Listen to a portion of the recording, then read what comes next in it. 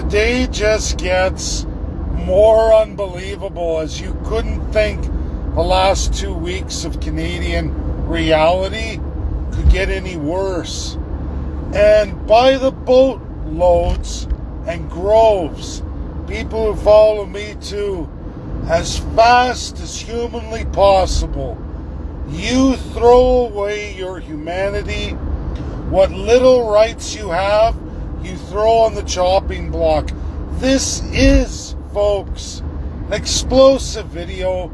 A Dear Scott Moe, Mark Carney, autocratic dictators, aspiring communists. Reality. In the link of this title, I give you Premier Scott Moe's post. Can't make it up.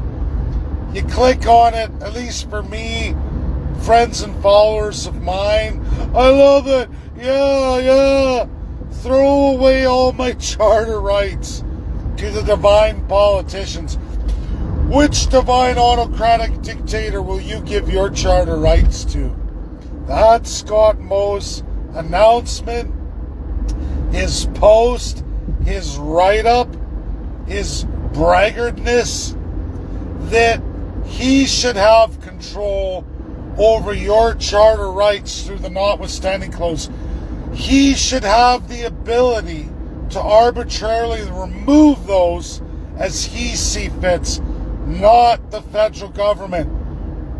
Wow, smack in the head.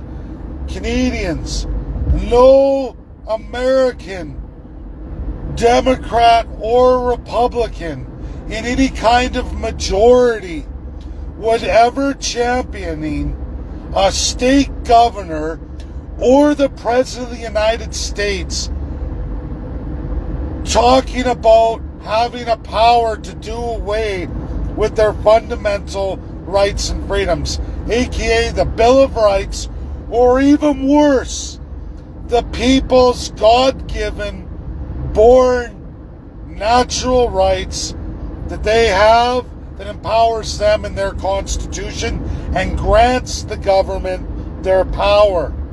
I went through it over the last 2 days in many posts to Canadians, friends and followers. And guess what I find? Friends and followers jumping on the crown dictators' pure autocracy, aspiring move towards communism. If you haven't figured it out yet, you're going to learn in the next 4 weeks. On Sunday, faithfully, for the next 4 Sundays, I'm going to showcase these nation-building projects. They're, in fact, for communist China's infrastructure. It's Canadian investment borrowed against all of you for China's growth, China's power over the United States of America. Oh yeah, our move towards communism, shared universally by every premier involved in these projects. Scott Moe's there, Daniel Smith's there, David Eby's there. Holy shit, 3 projects, that's NDP and 2 Conservatives, completely on board, destroying you, and more than happily ready to sell your liberty, the at least Charter's promise of your liberty forevermore. You know, the same promise of liberty, life, and happiness USA has. You have it in your charter too. But the Lord can giveth and taketh away. And right now, they're in a battle. I can't make it up.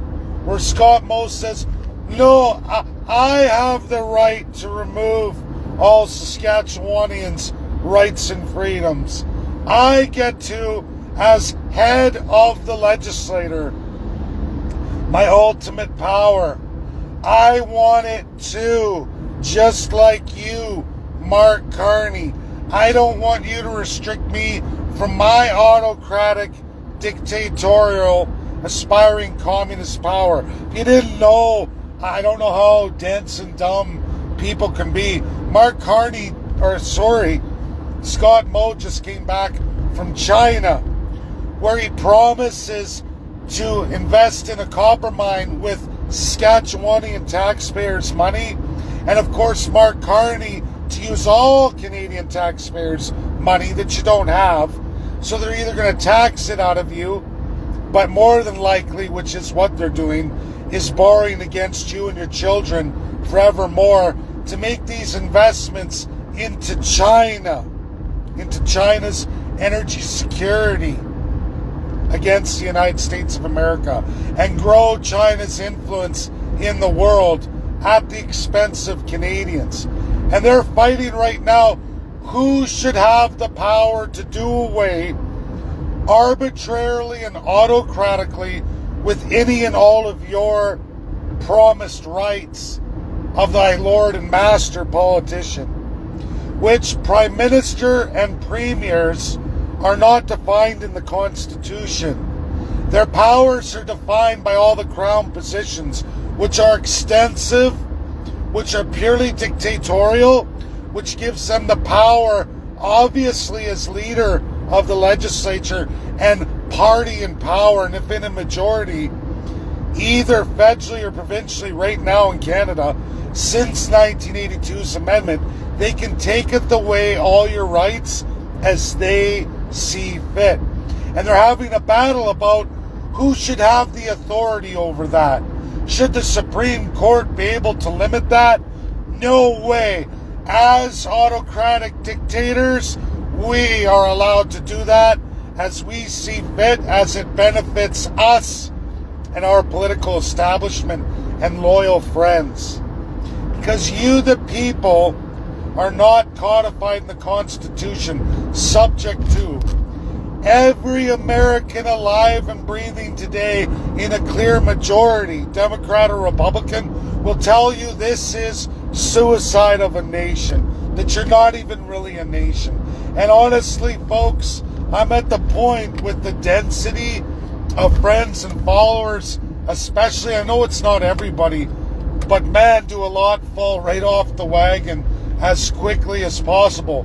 No, I don't want Mark Carney to have that power over me. Give it to my autocratic dictator premier instead.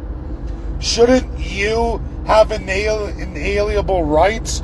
Shouldn't you have authority for checks and balances against the politicians, like taking all your firearms right now? Do you think it would change if it was a premier or a prime minister? Do you really think the narrative of the Crown will change depending on the party? When you give absolute autocratic dictatorial power over you to any human being, you are done. You are done. All Americans in a massive majority will tell you this, will swear by this and say the worst thing you could ever do is embrace something like that. Well, that's exactly what Scott Moe publishes today, openly for all of you.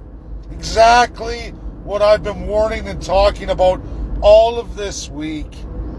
And here's Canadians in mega groves. Yeah, stomp out Carney, empower a new dictator. A new dictator that's doing all the same things as the Prime Minister. And in the end, when it comes to them, their power, their control, their wealth, they will sell your kids into slavery and into bondage.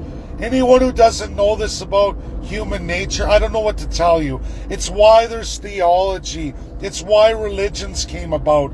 It's why we have organized politics. At least the hopes that people would get to a democratic place, a real one in the world, where the people would advance enough to know that you must restrict your government, you must limit your government, you must empower all the people. And you need strong codified constitutions for that, which are non-existent in Canada.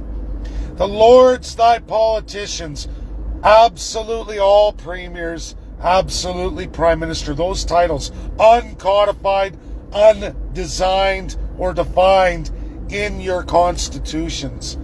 And what do you mean by constitutions? Not only the Canadian constitutional acts, but read the executive powers acts of any individual province, and you will learn the tyranny of your premier that is only matched by prime minister, because they're both created out of the same lordships. Divine rights over human beings. What in the holy fuck is wrong with Canadians? How dumb in 2025 do you have to be? How dumb do so many friends and followers who quickly move right back into it? Snap of a finger. Oh, it's going to be better this time. America bad, dictatorial good, communism good. And I'm watching it happen by the week. I'm watching people fall off, and I'm watching people gravitate to these things very stupidly, very childishly, very slavery. A real subjugated fool. An embracer of bondage. What kind of socialist and fascist are you? How far gone are you on the government tit since COVID-19? How have you deteriorated? I don't understand it. I haven't. And it blows me away, so many are. And it's scary. And I hope America smashes Canada. I hope they do not sign a trade deal. I hope they bankrupt us. I hope Donald Trump sticks with that. I don't care which countries he aligns himself with and the United States, but this Canadian sickness needs to end. It needs to end. And I can't believe I'm trapped in this shit country. I can't believe the restrictions placed upon me by the Liberal government of Canada and so many others who don't even care about the lack of productivity in this country, don't even care about the encroachment of government at the federal and provincial levels over your lives, over your ability to generate, to live your life the way you want to, reasonably, normally, that just 10 years ago was at least in place. It's gone now. I see it every day.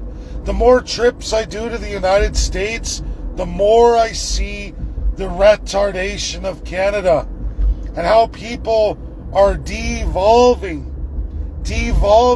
literally by the day now, stupidly, ignorantly signing their souls away. It's shocking and horrific.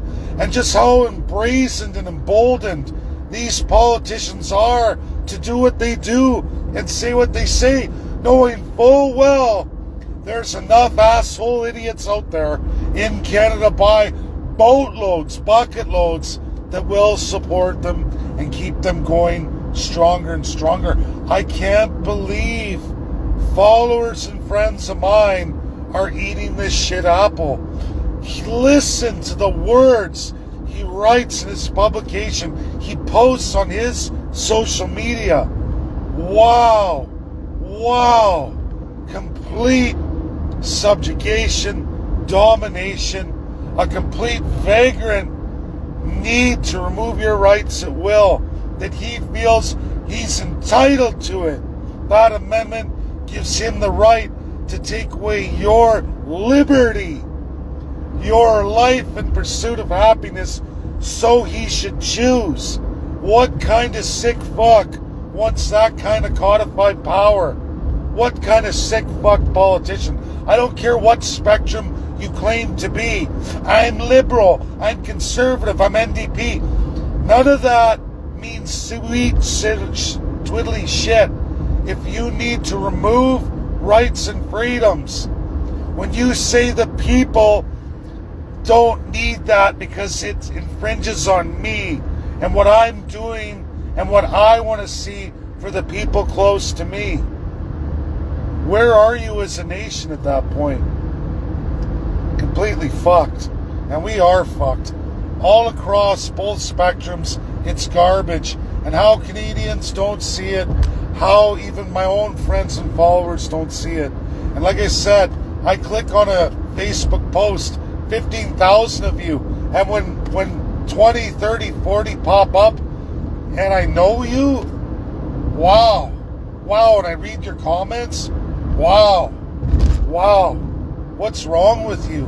And you're supposedly against all that evil, that encroachment, but you run to it as fast as humanly possible. It's insane. It's insane. Americans watching, if Americans look at this, these people are lost. This country is lost. That transition in COVID, that was the end of Canadians. I see it clearly now. And you can see I'm not happy. I go to the States, smile on my face, the things I see, the experiences I have. In Canada, day by day, the rot continues. The idiocracy grows. It mounts. I watch it. And you just shake your head. We're done. If Donald J. Trump doesn't economically cripple Canada, we're going to be a third world country. There is no doubt in my mind, in my lifetime, I'm going to watch it probably as an old man while suffering throughout it, and then going into retirement in poverty. That's probably my outcome that I see. And that's me at 47 years old. Never mind the horrors I think about for my kids as I struggle to make sure they have something, and where I clearly see they're not going to make it. They're not even remotely close to what I built in life, let alone my parents or grandparents before that. It really is over. And I see it today for this country, that people will never get from under it. They are susceptible, they're institutionalized, and they want it. They want the lies, they want the abuse, they want the autocracy. They'll even accept the transition to communism. Terrifying. Share, get the video out there, but I kind of think, like I've been watching the fall off, I don't think people care anymore. I think they like it. And I see it in a mass majority. A bunch of liars and deniers. When you go to the States, you find Americans, everywhere I went generally, are forthcoming, honest, true to who they are. They actually care, and you can feel that. Canadians, there's a lot of fake bullshit. You will find smiles, niceties, but all around it's fake and it's bullshitty. And if you spend time in the States, you realize it more and more. Like, look how cross I am. And I see Angie, you're there. You see my face? This is just being back in Alberta for a couple weeks after holidays, and already look at me. Not healthy. Canada is not a healthy place, and it doesn't matter where you go. Oh, conservative Alberta, conservative Saskatchewan, they're moving at an epic pace towards communism. At least on the Alberta border. I didn't go through the Saskatchewans this time. But on the Alberta border, Montana, you see ICE ramping up on the American side. You see all those farms, roads getting doubled, carve-outs, purchased farmland by the federal government, where facilities are going in for ICE at the Alberta border. I kid you not. And Albertans can play dumb, and Daniel Smith can play dumb as they're trying to make new digital IDs to pretend that all these Albertans almost got zapped there. That's how she goes. But folks, it is amazing just where we are today in Canada. What we won't believe, like I said, with the digital ID Daniel Smith's trying to propose to fool the FBI, to fool Donald Trump and the administration. They don't even understand what Homeland Security is. They have no idea about the levels of policing in the United States, the checks and balances, the versions of policing that don't overlap each other. Alberta's busted. Premier Smith's busted. She doesn't even have the understanding of the American system to get what's going on and what's befalling the province, let alone the whole of Canada. But really, it's pathetic, and Canadians have no idea either, but they're going to learn. 155,000 new ICE agents coming online, massive facilities. You can see massive expansion just before you enter Alberta from Montana. Most expansion I've seen is I toured after doing the South. I went back up to Kitty Corner, Ontario, and I went right across and I checked out all the borders. Alberta being the most expansive to Montana in ICE. And that tells you something. That tells you Homeland Security knows. And there's not going to be any digital ID fooling with the United States. It won't even affect the FBI, except at drug bust levels in the U.S. that involve Canadians that Daniel Smith thinks I'm going to trick them into my foreign worker program out of the provincial nomination program. I'm going to have IDs to hide them so they look like they're Canadian, but they're not Canadian. And Homeland knows. Folks, it's atrocious.